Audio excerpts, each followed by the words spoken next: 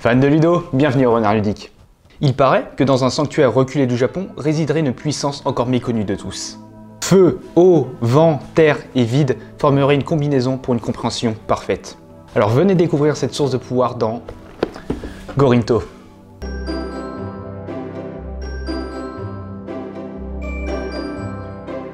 Gorinto est un jeu abstrait pour 1 à 4 joueurs et avec des parties d'environ 30-45 minutes.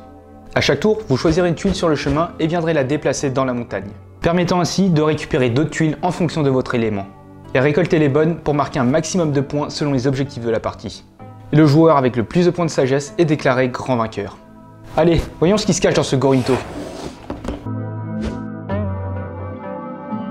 Alors dans la boîte, vous allez retrouver un plateau principal représentant la montagne et le chemin, un plateau de score avec les différents objectifs et les éléments clés, 4 plateaux joueurs pour stocker vos connaissances, 100 tuiles de 5 éléments stockées dans un sac, 12 cartes objectifs et 5 cartes éléments clés, et divers jetons, pions et marqueurs.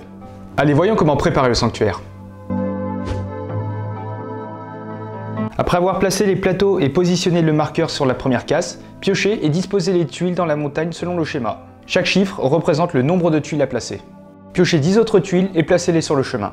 Piochez 2 objectifs, faites attention à ne pas prendre 2 cartes avec la même lettre. Piochez 2 cartes éléments clés, ces tuiles vous rapporteront des points supplémentaires à la fin de la partie. Prenez un plateau et un pion que vous placez sur la ligne de départ. Et vous êtes enfin prêt à démarrer la partie.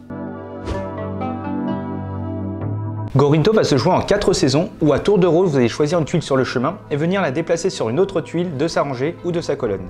Vous allez ensuite collecter un certain nombre de tuiles en fonction de l'élément choisi et de votre connaissance dans celui-ci. Le vide permet de prendre des tuiles diagonalement adjacentes à votre placement, l'air orthogonalement adjacente à votre placement, le feu vous permet de prendre l'une des 4 tuiles dans la même colonne, l'eau l'une des 4 tuiles dans la même rangée, et enfin la terre vous permet de collecter dans la pile sur laquelle vous êtes placé. Placez les tuiles récupérées sur votre plateau joueur aux endroits associés. Pour connaître le nombre de tuiles à récupérer, il va falloir se référer à votre connaissance de l'élément déplacé. En effet, vous allez devoir récupérer une tuile plus le nombre de tuiles de l'élément déplacé que vous avez sur votre plateau. Attention, vous ne pourrez jamais récupérer la tuile que vous venez de placer pendant ce tour. Et à l'exception de la terre, vous ne pourrez jamais récupérer plus d'une tuile d'une même pile. Si votre niveau de connaissance est supérieur au nombre de tuiles représentées sur un motif, alors vous en prendrez le maximum disponible. Par exemple, même si vous avez une connaissance de 12 dans le vide, vous allez récupérer que 4 tuiles, étant donné que vous ne pouvez récupérer qu'une seule tuile par pile. Et petite note à 2 joueurs, à la fin de votre 2e et 3e tour, vous allez choisir une tuile sur le chemin que vous allez défausser. Dès lors qu'il reste moins de tuiles sur le chemin que le nombre de joueurs, la saison se termine. Comptabilisez les points des 2 objectifs et débutez une nouvelle manche en remplissant de nouveau le chemin. À l'issue des 4 saisons, rajoutez les points des 2 éléments clés et le joueur avec le plus de points de sagesse est déclaré grand vainqueur. Gorinto est un jeu abstrait aux règles simples et accessibles, mais qui va vous demander pas mal de stratégie et de réflexion pour parvenir à vos fins. Dans un premier temps, il va falloir se concentrer sur les objectifs qui vont en général vous demander soit d'égaliser des piles ou soit de créer une différence. Il va donc vraiment falloir calculer sur quelle et combien de tuiles récupérer. À 2 joueurs, il va être assez facile d'anticiper et de prévoir ce que va faire votre adversaire. Et il ne faut surtout pas sous-estimer le fait de retirer une tuile du chemin à la fin du tour 2 et 3. Ça sera à ce moment qu'il va falloir compter les tuiles de votre adversaire pour voir ce qu'il arrange et essayer de lui mettre un maximum de bâtons dans les roues.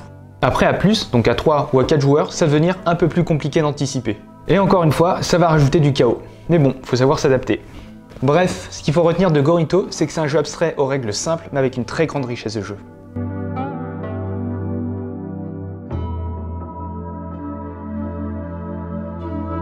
Et voilà, c'est la fin de cette vidéo. Vous avez toutes les billes en main pour maîtriser les éléments. Comme d'habitude, n'hésitez pas à soutenir la chaîne en laissant un pouce bleu, en commentant et en vous abonnant. Et sur ce, on se retrouve dans une prochaine vidéo. Ciao!